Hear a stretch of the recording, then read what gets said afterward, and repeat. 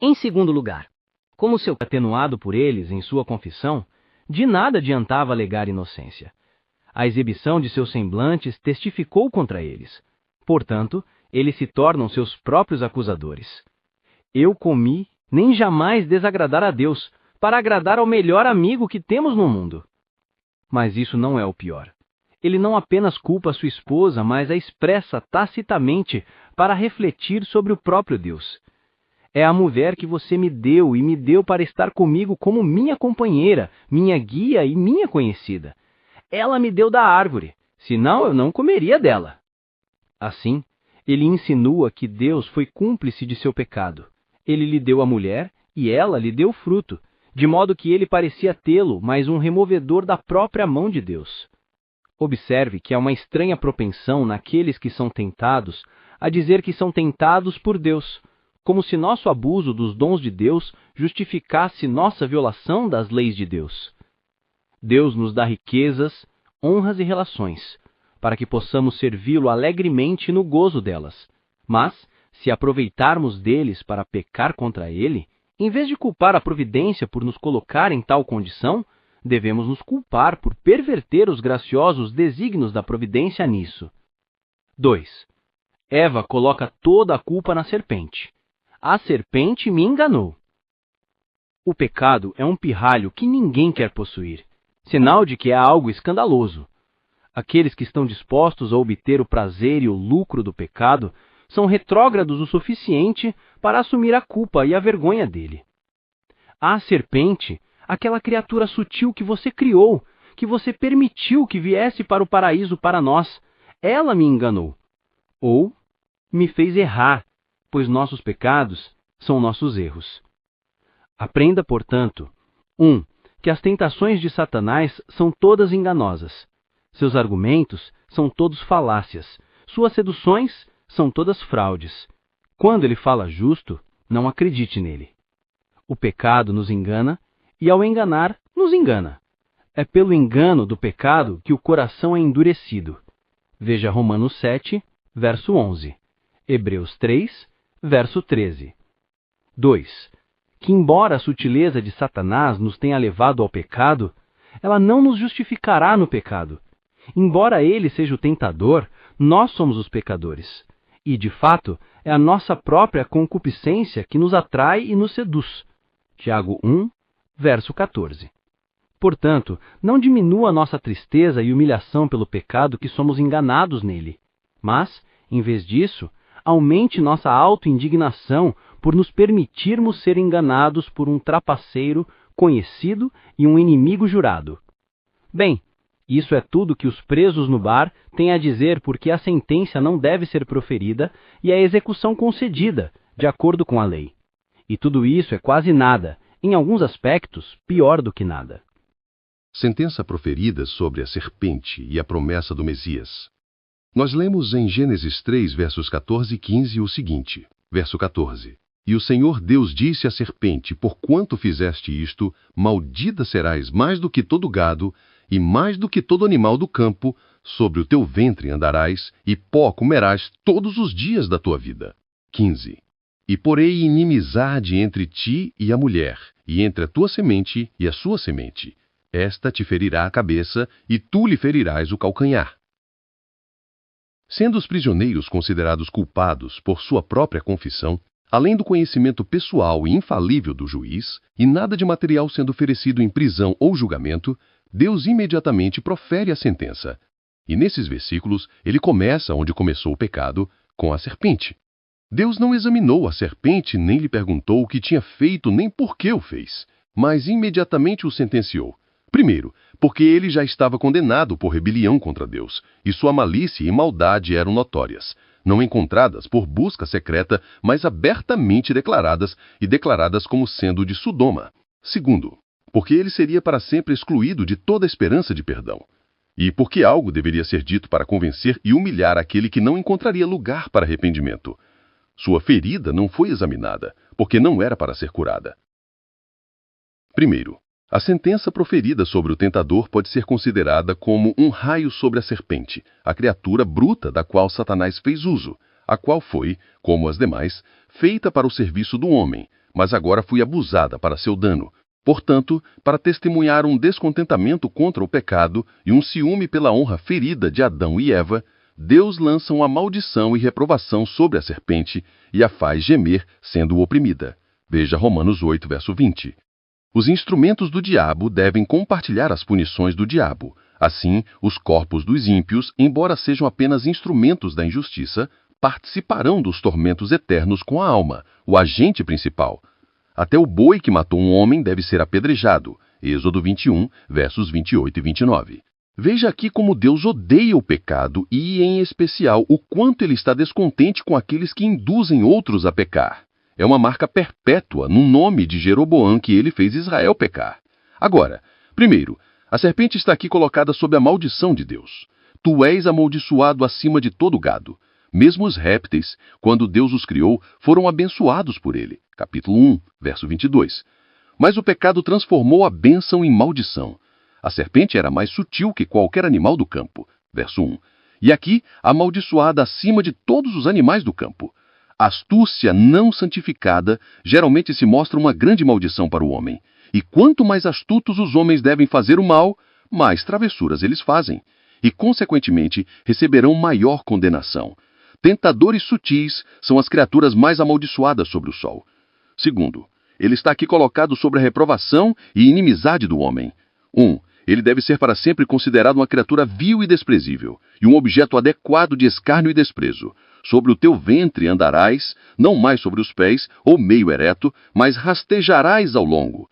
Teu ventre se apega à terra, uma expressão de uma condição miserável muito abjeta. Salmo 44, 25. E não evitarás comer pó com a tua carne. Sua crime foi tentar Eva comer o que não deveria. Sua punição foi que ele foi obrigado a comer o que não comeria. Pó comerás. Isto denota não apenas uma condição básica e desprezível, mas um espírito mesquinho e lamentável. É dito daqueles que a coragem se afastou deles, que eles lambem o pó como uma serpente. Miqueias 7, verso 17. Como é triste que a maldição da serpente seja a escolha do cobiçoso mundano, cujo caráter é que ele anseia pelo pó da terra. Amós 2, verso 7. Estes escolhem suas próprias ilusões, e assim será sua condenação. Segundo, a serpente está aqui colocada sobre a maldição de Deus. Porém, inimizade entre ti e a mulher, sendo as criaturas inferiores feitas para o homem. Era uma cursa para qualquer uma delas se voltar contra o homem e o homem contra elas. E esta é parte da cursa da serpente.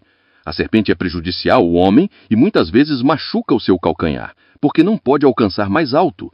Não, é notado que ele mordeu os calcanhares dos cavalos. Capítulo 49, verso 17.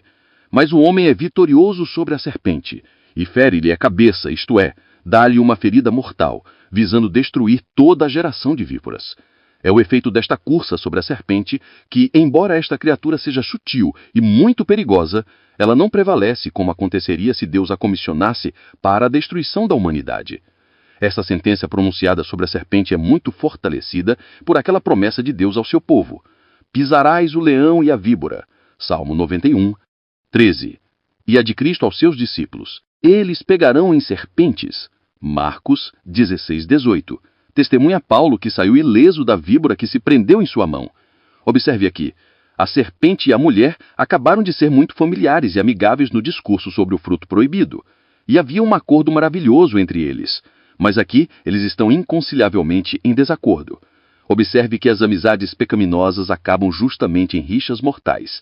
Aqueles que se unem na maldade não se unem por muito tempo. Em segundo lugar, esta sentença pode ser considerada como dirigida ao diabo, que só fez uso da serpente nessa aparição, mas foi ele mesmo o agente principal. Aquele que falou pela boca da serpente está aqui atingido pelo lado da serpente, e é principalmente pretendido na sentença, que, como a coluna de nuvem e fogo, tem um lado sombrio em relação ao diabo e um lado positivo em relação aos nossos primeiros pais e sua semente. Grandes coisas estão contidas nessas palavras. Uma reprovação perpétua é aqui aplicada a esse grande inimigo, tanto para Deus quanto para o homem. Sob a cobertura da serpente, ele é aqui sentenciado a ser 1. Degradado e amaldiçoado por Deus. Supõe-se que o pecado que transformou anjos em demônios foi o orgulho, que aqui é justamente punido por uma grande variedade de mortificações expressas nas mesquinhas circunstâncias de uma serpente rastejando sobre sua barriga e lambendo o pó. Como caíste, ó Lúcifer? Aquele que estaria acima de Deus e lideraria uma rebelião contra ele, é justamente exposto aqui ao desprezo e mentiras para serem pisados. O orgulho de um homem o abaterá, e Deus humilhará aqueles que não se humilharem. 2. Detestado e abominado por toda a humanidade. Mesmo aqueles que são realmente seduzidos por seu interesse, ainda professam ódio e aversão a ele. E todos os que são nascidos de Deus têm o cuidado constante de guardar-se para que este iníquo não os toque. 1 João 5,18. Ele está aqui condenado a um estado de guerra e inimizade irreconciliável. 3. Destruído e arruinado finalmente pelo grande Redentor, representado pela quebra de sua cabeça. Sua política sutil será totalmente frustrada, seu poder usurpado será totalmente esmagado, e ele será para sempre cativo da honra ferida da soberania divina. Ao saber disso agora, ele foi atormentado antes do tempo. Uma briga perpétua é aqui iniciada entre o reino de Deus e o reino do diabo, entre os homens. Guerra é proclamada entre a semente da mulher e a semente da serpente. Aquela guerra no céu entre Miguel e o dragão começou agora. Apocalipse 12:7. É o fruto desta inimizade que há um conflito contínuo entre a graça e a corrupção no coração do povo de Deus. Satanás, por suas corrupções, os ataca, os esbofeteia, os peneira e procura devorá-los. Eles, pelo exercício de suas graças, resistem a ele, lutam com ele, extinguem seus dardos inflamados e forçam-o a fugir deles. O céu e o inferno nunca podem ser reconciliados, nem a luz e as trevas. Não mais pode Satanás e uma alma santificada, pois estes são contrários um ao outro. 2. Que também há uma luta contínua entre os ímpios e os piedosos neste mundo. Aqueles que amam a Deus consideram seus inimigos que o odeiam. Salmo 139, versos 21 e 22. E toda a raiva e malícia dos perseguidores contra o povo de Deus são fruto dessa inimizade que continuará enquanto houver um homem piedoso deste lado do céu e um homem perverso deste lado do inferno. Não se maravilhe, portanto, se o mundo te odeia. 1 João 3,13. Uma promessa graciosa é feita aqui de Cristo, como o libertador do homem caído do poder de Satanás. Embora o que foi dito antes tenha sido dirigido à serpente, foi dito aos ouvidos de nossos primeiros pais, que sem dúvida receberam as sugestões de graça aqui dadas a eles e viram uma porta de esperança aberta para eles. Caso contrário, a seguinte sentença sobre eles próprios os teriam subjugado. Aqui estava o alvoreço do dia do Evangelho. Assim que a ferida foi aplicada, o remédio foi fornecido e revelado. Aqui no cabeçalho do livro, como está a palavra, Hebreus 10:7, no início da Bíblia está escrito de Cristo que ele deveria fazer a vontade de Deus. Por fé nesta promessa, temos motivo para pensar que nossos primeiros pais e os patriarcas antes do dilúvio foram justificados e salvos, e para esta promessa e o benefício dela, instantaneamente servindo a Deus dia e noite, eles esperavam vir. Aviso é dado aqui a eles sobre 3 coisas a respeito de Cristo. 1. Sua encarnação, que ele deveria ser a semente da mulher, a semente daquela mulher. Portanto, sua genealogia, Lucas 3, é tão alta que mostra que ele é o filho de Adão, mas Deus dá à mulher a honra de chamá-lo de sua semente, porque foi ela quem o diabo enganou e sobre a qual Adão havia colocado a culpa. Aqui, Deus magnifica a sua graça, porque embora a mulher tenha sido a primeira na transgressão, ela será salva pela gravidez, como alguns leem, isto é, pela semente prometida que dela descenderá. 1 Timóteo 2,15. Da mesma forma, ele deveria ser apenas a semente de uma mulher, de uma virgem, para que não fosse maculado com a corrupção de nossa natureza. Ele foi enviado, nascido de uma mulher, Galatas 4,4, para que esta promessa se cumprisse. É um grande encorajamento para os pecadores que seu Salvador é a semente da mulher, osso dos nossos ossos. Hebreus 12, 11 e 14. O homem é, portanto, pecador e impuro, porque é nascido de uma mulher. Jó 25,4. E, portanto, seus dias são cheios de problemas. Jó 14,1. Mas a semente da mulher se fez pecado e curdição por nós, salvando-nos de ambas. 2. Seus sofrimentos e morte, apontados em Satanás machucando o seu calcanhar, isto é, sua natureza humana. Satanás tentou Cristo no deserto para atraí-lo ao pecado, e alguns pensam que foi Satanás que aterrorizou Cristo em sua agonia para levá-lo ao desespero. Foi o diabo que pôs no coração de Judas trair a Cristo, de Pedro a negá-lo, dos principais sacerdotes a processá-lo e das falsas testemunhas a acusá-lo, visando em tudo isso destruindo o Salvador para arruinar a salvação. Mas, ao contrário, foi pela morte que Cristo destruiu aquele que tinha o poder da morte. Hebreus 2:14. O calcanhar de Cristo foi ferido quando seus pés foram perfurados e pregados na cruz. E os sofrimentos de Cristo continuam nos sofrimentos dos santos por seu nome. O diabo os tenta, os lança em prisão, os persegue e mata, e assim fere o calcanhar de Cristo, que é afligido em suas aflições. Mas, enquanto o calcanhar está machucado na terra, é bom que a cabeça esteja segura no céu. 3. Sua vitória sobre Satanás assim. Satanás agora pisoteou a mulher e a insultou, mas a semente da mulher deve ser levantada na plenitude dos tempos para vingar sua briga e para pisoteá-lo, estragá-lo, levá-lo cativo e triunfar sobre ele. Colossenses 2, verso 15. Ele deve machucar a cabeça, isto é, ele destruirá toda a sua política e todos os seus poderes e derrubará totalmente seu reino e interesse. Cristo frustrou as tentações de Satanás, resgatou as almas de suas mãos, expulsou-o dos corpos das pessoas, despojou o homem forte armado e dividiu seu despojo. Com sua morte, ele deu um golpe fatal e incurável no reino do diabo. Uma ferida para a cabeça desta besta, que nunca pode ser curada. À medida que seu evangelho se firma, Satanás cai. Lucas 10, verso 18. E é preso. Apocalipse 20, verso 2. Por sua graça, ele pisa Satanás sob os pés de seu povo. Romanos 16, verso 20. E em breve o lançará no lago de fogo. Apocalipse 20, verso 10. E a derrota perpétua do diabo será a alegria e glória completa e eterna do remanescente escolhido. Sentença proferida sobre Eva. Nós lemos em Gênesis 3, verso 16, o seguinte: Disse a mulher: multiplicarei grandemente a tua dor e a tua concepção. Em dor darás à luz filhos, e o teu desejo será para o teu marido, e ele te dominará. Temos aqui a sentença proferida contra a mulher por seu pecado. Ela está condenada a duas coisas: um estado de tristeza e um estado de sujeição.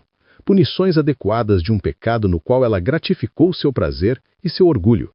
Primeiro, ela é aqui colocada em um estado de tristeza, um particular do qual apenas é especificado, o de dar à luz filhos, mas inclui todas as impressões de tristeza e medo, que a mente desse sexo delicado está mais apta a receber, e todas as calamidades comuns às quais estão sujeitas. Observe que o pecado trouxe tristeza ao mundo. Foi isso que fez do mundo um vale de lágrimas, trouxe chuvas de problemas sobre nossas cabeças e abriu fontes de tristeza em nossos corações.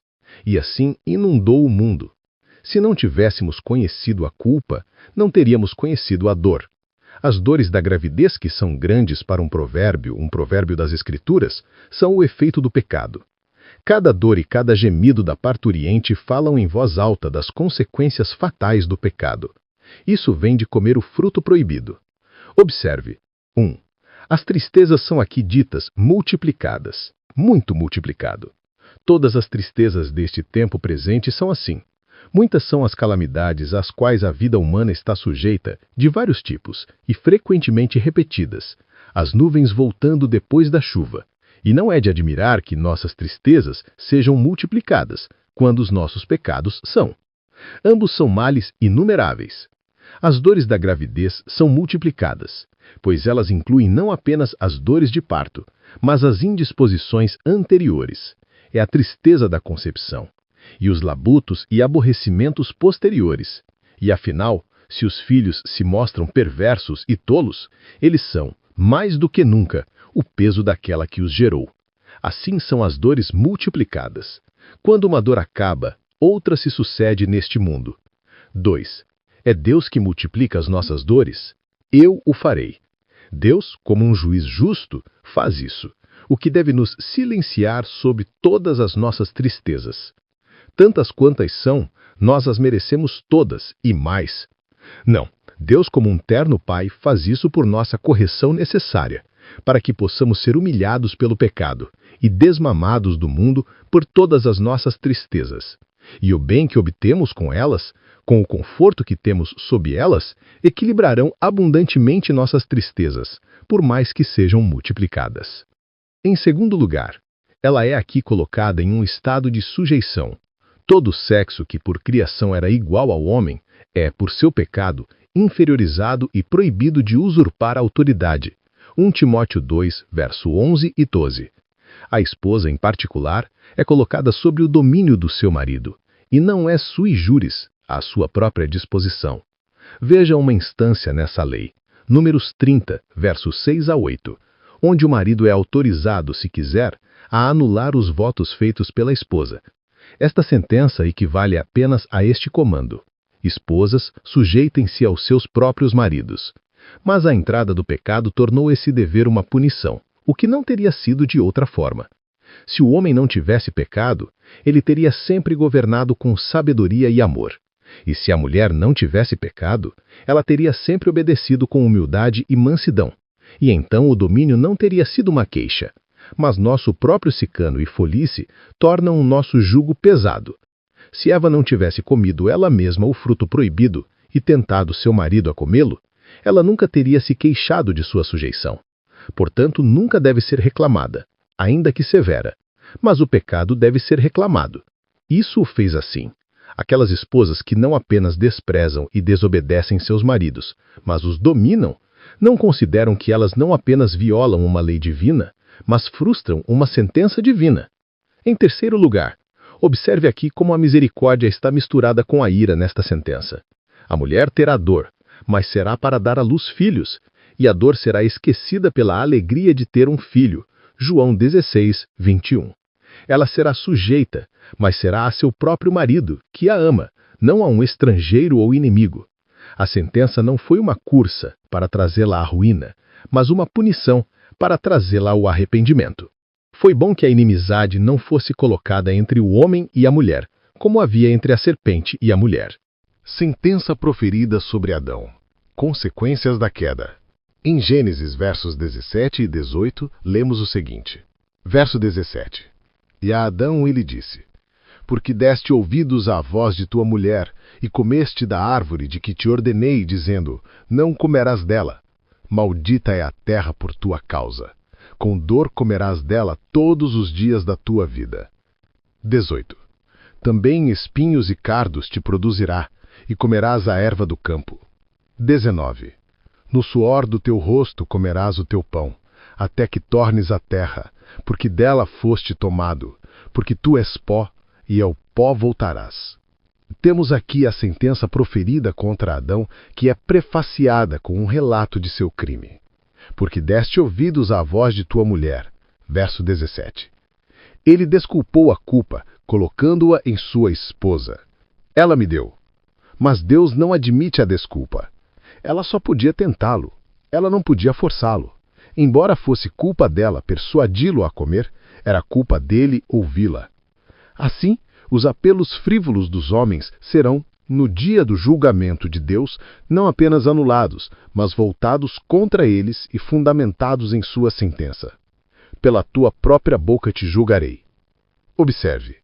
Primeiro, Deus colocou marcas de seu desagrado em Adão em 3 instâncias. 1. Sua habitação é, por esta sentença, amaldiçoada. Maldita é a terra por tua causa. E o efeito dessa maldição é: espinhos e cardos ela produzirá para ti. É aqui sugerido que sua habitação deve ser alterada. Ele não deve mais habitar em um paraíso distinto e abençoado, mas deve ser removido para um terreno comum, e isso amaldiçoado. O solo, ou terra, é aqui colocado para toda a criação visível que, pelo pecado do homem, está sujeita à vaidade, as várias partes dela não sendo tão úteis ao conforto e felicidade do homem como foram projetadas para serem quando eles foram feitos e teriam sido se ele não tivesse pecado. Deus deu a terra aos filhos dos homens, projetando-a para ser uma habitação confortável para eles. Mas o pecado alterou a propriedade dela. Agora é amaldiçoada pelo pecado do homem, Isto é uma habitação desonrosa, indica que o homem quer dizer que seu fundamento está no pó. É uma habitação seca e estéril. Suas produções espontâneas são agora ervas daninhas e arbustos, algo nauseante ou nocivo. Os bons frutos que ela produz devem ser extorquidos dela pela engenhosidade e indústria do homem. A fecundidade foi sua bênção, para o serviço do homem. Capítulo 1, versos 11 e 29. E agora a esterilidade era sua maldição, para a punição do homem. Não é o que era no dia em que foi criado. A terra se tornou, para o seu serviço, muito mais um ócio do que era.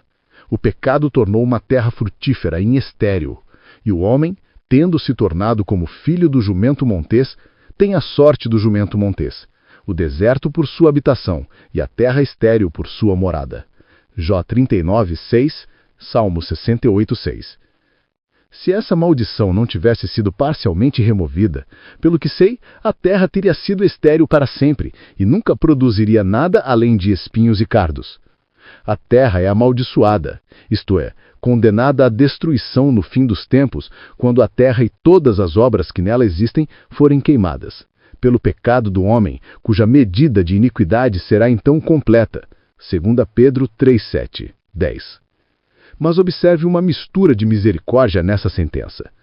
Primeiro, o próprio Adão não é amaldiçoado, como foi a serpente, capítulo 14, verso 9, mas apenas a terra, por sua causa. Deus tinha bênçãos nele, até mesmo a semente sagrada. Não a destrua, pois essa bênção está nela.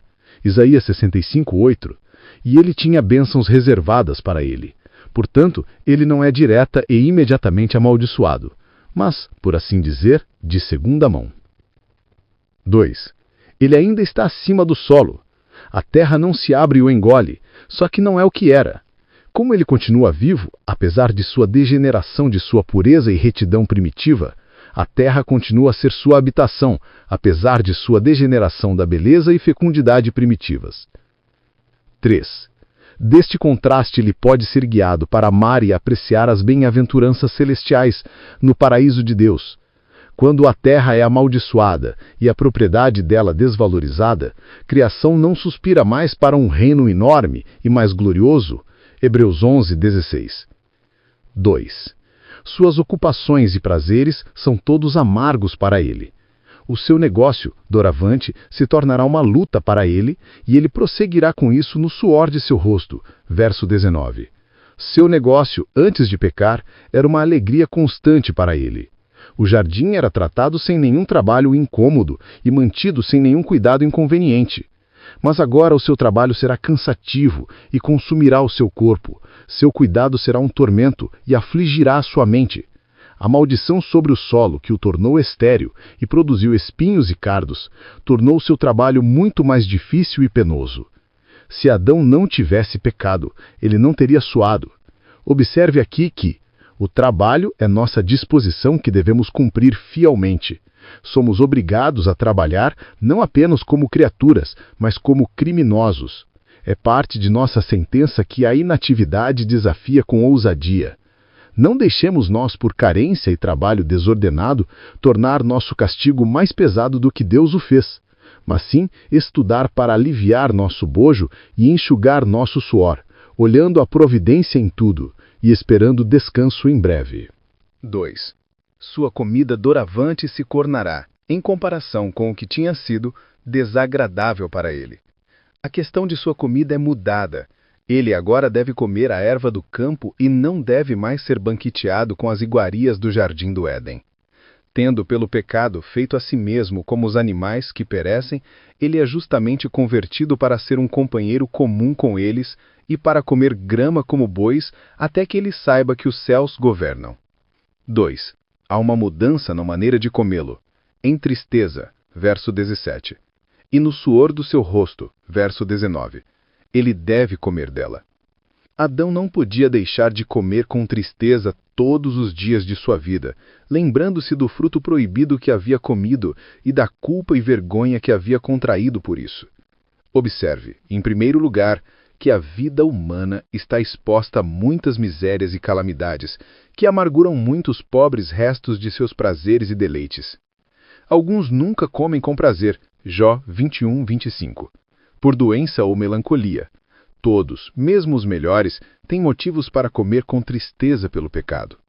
E todos, mesmo os mais felizes neste mundo, têm alguns alívios para sua alegria. Tropas de doenças, desastres e mortes em várias formas entraram no mundo com o pecado e ainda o devastam. Em segundo lugar, que a justiça de Deus deve ser reconhecida em todas as tristes consequências do pecado. Por que então um homem vivo deveria reclamar? No entanto, nesta parte da frase também há uma mistura de misericórdia. Ele deve suar, mas sua labuta tornará seu descanso mais bem-vindo quando ele retornar à sua terra, como à sua cama. Ele sofrerá, mas não morrerá de fome. Ele terá tristeza, mas nessa tristeza ele comerá pão, o que fortalecerá seu coração sobre suas dores. Ele não é condenado a comer pó como a serpente, apenas a comer a erva do campo. 3. Sua vida também é curta. Considerando quão cheios de problemas são seus dias, é bom para eles que sejam poucos. No entanto, a morte sendo terrível para a natureza, sim, mesmo que a vida seja desagradável, que conclui a frase.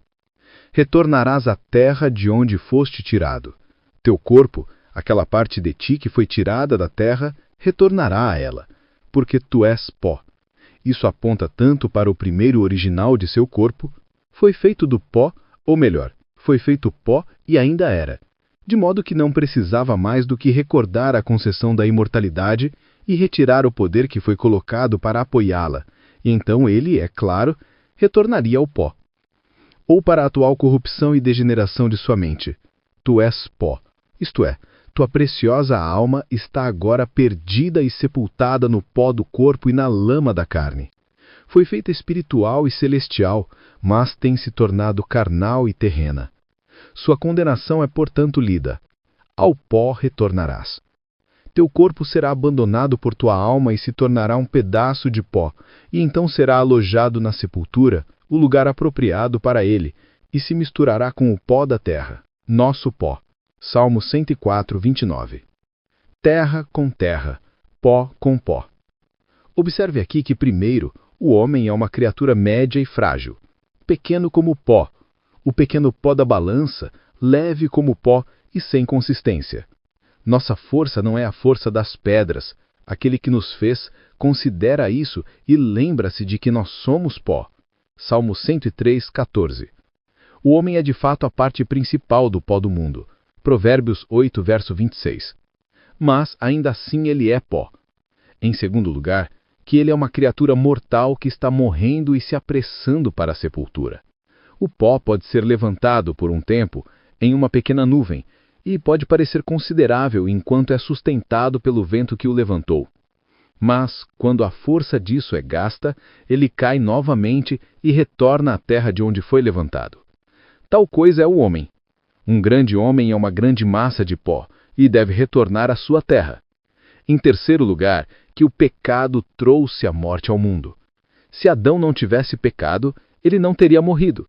Romanos 5,12. Deus havia confiado a Adão uma esparca de imortalidade que ele, por uma paciente continuação em fazer o bem, poderia ter destinado a uma chama eterna. Mas ele tolamente a apagou pelo pecado voluntário. E agora, a morte é o salário do pecado, e o pecado é o aguilhão da morte. Em segundo lugar, não devemos partir desta sentença sobre nossos primeiros pais, com os quais estamos tão preocupados e nos sentimos até hoje, até que tenhamos considerado duas coisas. 1. Quão apropriadamente as tristes consequências do pecado sobre a alma de Adão e sua raça pecaminosa foram representadas e calculadas por esta frase e talvez tenham sido mais intencionadas nela do que sabemos. Embora apenas seja mencionada a miséria que afetou o corpo, esse foi um padrão de misérias espirituais, a maldição que entrou na alma. Primeiro, as dores de uma mulher em trabalho de parto representam os terrores e dores de uma consciência culpada, despertada para um senso de pecado. Desde a concepção da luxúria, essas dores são grandemente multiplicadas e, mais cedo ou mais tarde, virão sobre o pecador como a dor de uma mulher em trabalho de parto que não pode ser evitada.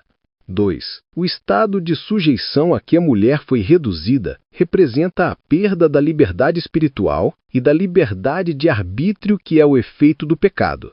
O domínio do pecado na alma é comparado ao de um marido. Romanos 7, versos 1 a 5. O desejo do pecador é para ela, pois ele gosta de sua escravidão e ela o domina. 3. A maldição da esterilidade que foi trazida sobre a terra e sua produção de ursos e espinhos são uma representação adequada da esterilidade de uma alma corrupta e pecadora naquilo que é bom e sua fecundidade no mal. Está toda coberta de espinhos e urtigas cobrem a face dela. E, portanto, é quase maldição.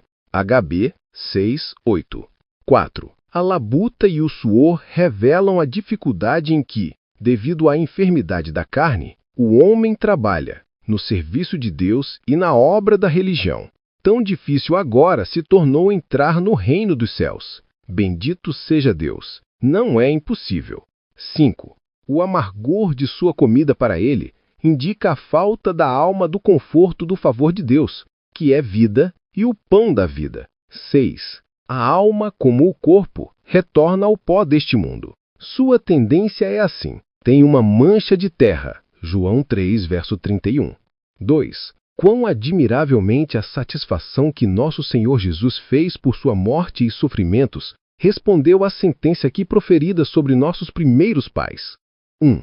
As dores do parto vieram com o pecado? Lemos do trabalho de parto da alma de Cristo, Isaías 53, verso 11. E as dores da morte pelas quais ele foi submetido são chamados de Odinai, Atos 2, verso 24. As dores de uma mulher em trabalho de parto. 2. A sujeição veio com o pecado? Cristo foi feito sob a lei, Gálatas 4, 4.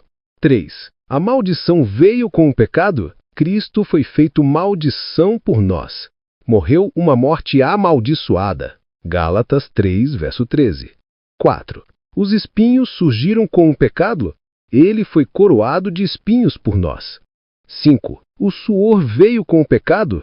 Ele, por nós, suou como se fossem grandes gotas de sangue. 6. A tristeza veio com o pecado? Ele era um homem de dores. Sua alma estava, em sua agonia, extremamente triste. 7. A morte veio com o pecado? Ele se tornou obediente até a morte. Assim, o emplastro é tão largo quanto a ferida. Bendito seja Deus por Jesus Cristo.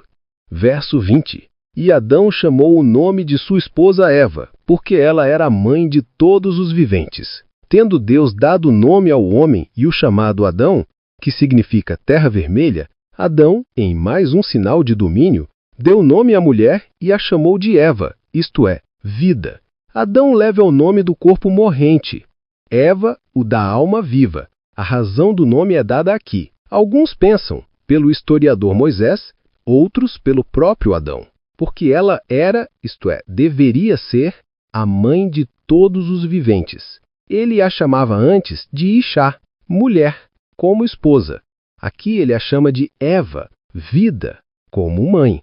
Agora, se isso foi feito por direção divina, foi um exemplo do favor de Deus e, como a nova nomeação de Abraão e Sara, foi um selo da aliança e uma garantia para eles de que, apesar do seu pecado e do seu desagrado contra eles por isso, ele não havia revertido aquela bênção com a qual os abençoou. Frutificai e multiplicai-vos. Da mesma forma, foi uma confirmação da promessa feita agora de que a semente da mulher, desta mulher, quebraria a cabeça da serpente.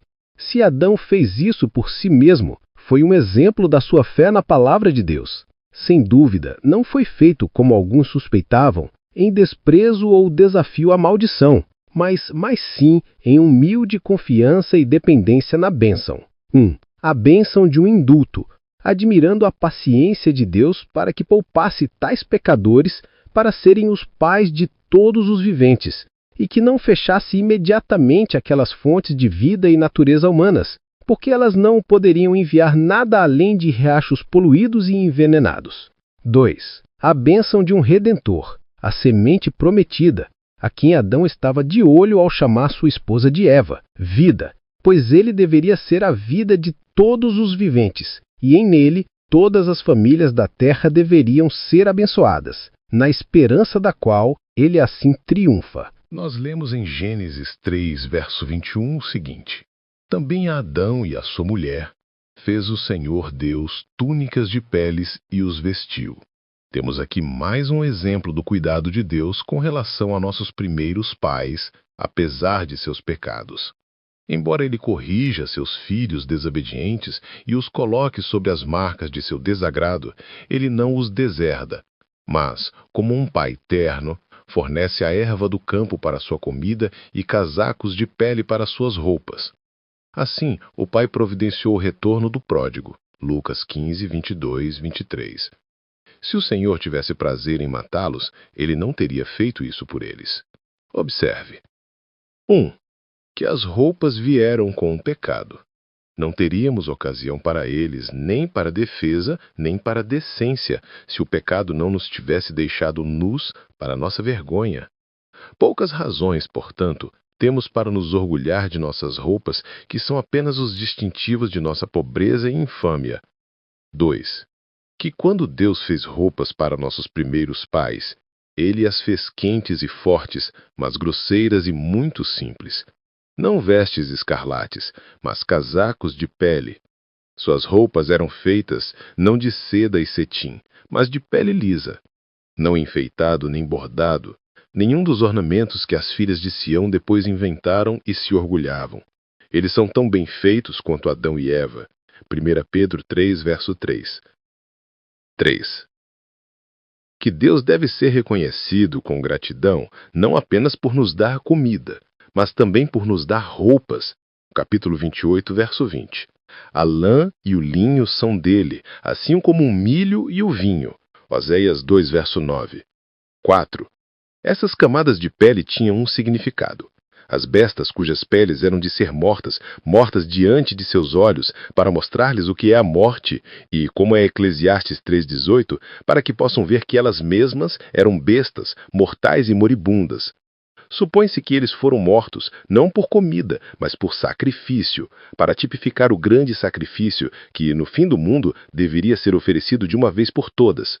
Assim, a primeira coisa que morreu foi um sacrifício, ou Cristo em uma figura, que é portanto dito ser o Cordeiro morto desde a fundação do mundo. Esses sacrifícios foram divididos entre Deus e o homem em sinal de reconciliação. A carne foi oferecida a Deus, um holocausto inteiro. As peles foram dadas ao homem para vestir, significando que, tendo Jesus Cristo se oferecido a Deus como um sacrifício de cheiro suave, devemos nos vestir com sua justiça como com uma roupa, para que a vergonha de nossa nudez não apareça. Adão e Eva fizeram para si aventais de folhas de figueira, uma cobertura muito estreita para eles se envolverem. Isaías 28, verso 20. Tais são todos os trapos de nossa própria justiça. Mas Deus os fez túnicas de peles, grandes, fortes, duráveis e adequados para eles. Tal é a justiça de Cristo. Portanto, revesti-vos do Senhor Jesus Cristo. Adão e Eva expulsos do Éden. Nós lemos em Gênesis 3, versos 22 a 24 o seguinte. Verso 22. E o Senhor Deus disse: Eis que o homem se tornou como um de nós, conhecendo o bem e o mal. E agora, para que não estenda a mão, e tome também da árvore da vida, coma e viva para sempre. 23. Portanto o Senhor Deus o enviou do jardim do Éden, para cultivar a terra de onde ele foi tirado. 24. Então expulsou o homem, e ele colocou a leste do jardim do Éden querubins, e uma espada flamejante, que girava em todas as direções para guardar o caminho da árvore da vida. Sentença sendo proferida sobre os infratores, temos aqui a execução, em parte, feita sobre eles imediatamente.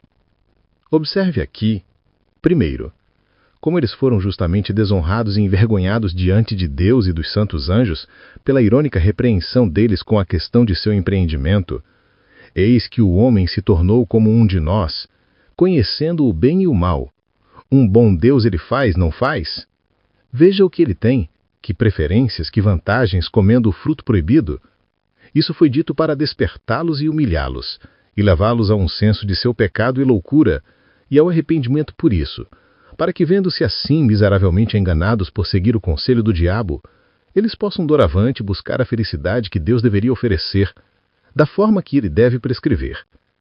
Deus assim enche seus rostos de vergonha, para que busquem seu nome. Salmo 83, verso 16. Ele os coloca nessa confusão, a fim de sua conversão. Os verdadeiros penitentes se repreenderão assim. Que fruto tenho agora pelo pecado? Romanos 6, verso 21. Ganhei o que tolamente prometi a mim mesmo, de maneira pecaminosa? Não, nunca provou o que pretendia, mas o contrário. Em segundo lugar, como eles foram justamente descartados e excluídos do paraíso, o que fazia parte da frase implícita nisso. Comerás a erva do campo. Aqui temos 1. A razão que Deus deu porque ele excluiu o homem do paraíso, não apenas porque ele estendeu a mão e pegou a árvore do conhecimento, que era seu pecado, mas para que ele não estendesse novamente a mão e pegasse também a árvore da vida, agora proibida pela sentença divina, como antes que a árvore do conhecimento fosse proibida pela lei. E se atrevesse a comer dessa árvore, profanando assim um sacramento divino e desafiando uma sentença divina, e ainda lisonjeando-se com a presunção de que assim ele viveria para sempre. Observe. 1. Há uma propensão tola naqueles que se tornaram indignos da substância dos privilégios cristãos de captar os sinais e sombras deles. Muitos que não gostam dos termos da aliança, mas por causa de sua reputação gostam dos selos dela. 2. Não é apenas justiça, mas bondade para tal, ser negado a eles. Porque usurpando aquilo que não tem título, eles afrontam a Deus e tornam seu pecado ainda mais hediondo. E construindo suas esperanças sobre um fundamento errado, tornam sua conversão mais difícil e sua ruína mais deplorável. 2. O método que Deus adotou dando-lhe esta carta de divórcio e expulsando-o e excluindo-o deste jardim de prazer. Ele o expulsou e o manteve fora. 1. Ele o expulsou do jardim para o comum. Isto é mencionado 2 vezes. Ele o enviou, verso 23, e então o expulsou, verso 24. Deus o mandou sair, disse-lhe que aquele não era lugar para ele. Ele não deveria mais ocupar e desfrutar daquele jardim. Mas ele gostava muito do lugar para estar disposto a separar-se dele, e portanto Deus o expulsou, fez sair, queresse ou não. Isto significava a exclusão dele e de toda a sua raça culpada daquela comunhão com Deus que era a abençoação e a glória do paraíso.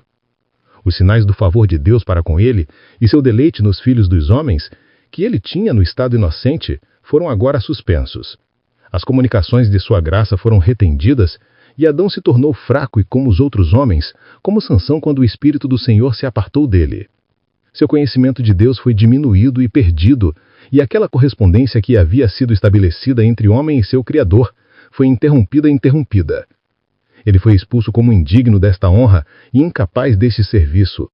Assim, ele e toda a sua humanidade pela queda perderam a comunhão com Deus. Mas para onde ele o enviou quando o expulsou do Éden? Ele podia justamente o ter expulsado do mundo, como já fez com os seus anjos que pecaram quando ele os excluiu do paraíso celestial, 2 Pedro 1,4. Mas o homem foi enviado apenas para cultivar o solo de onde ele foi tirado. Ele foi enviado para um lugar de luta e não para um lugar de tormento.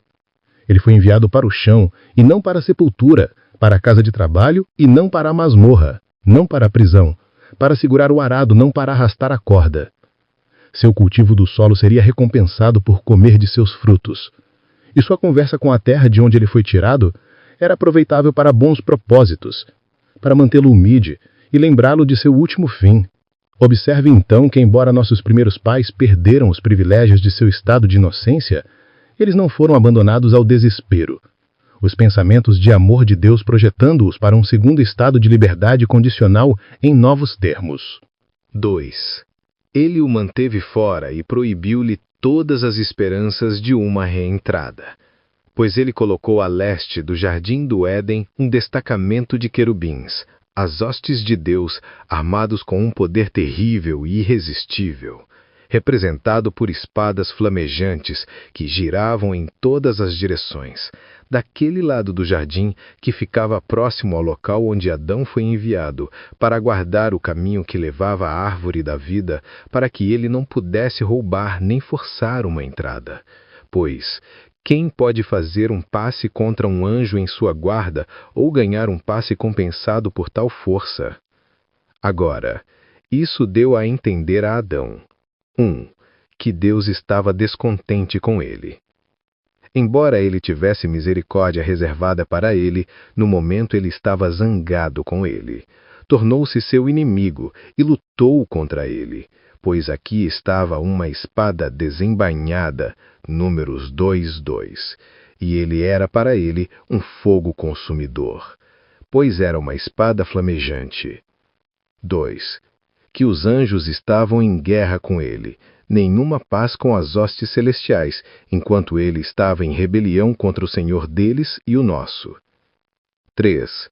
Que o caminho para a árvore da vida foi fechado, ou seja, aquele caminho em que, a princípio, ele foi colocado, o caminho da inocência imaculada. Não é dito que os querubins foram colocados para protegê-lo e aos seus para sempre da árvore da vida. Graças a Deus, há um paraíso diante de nós e uma árvore da vida no meio dele, na qual nos regozijamos.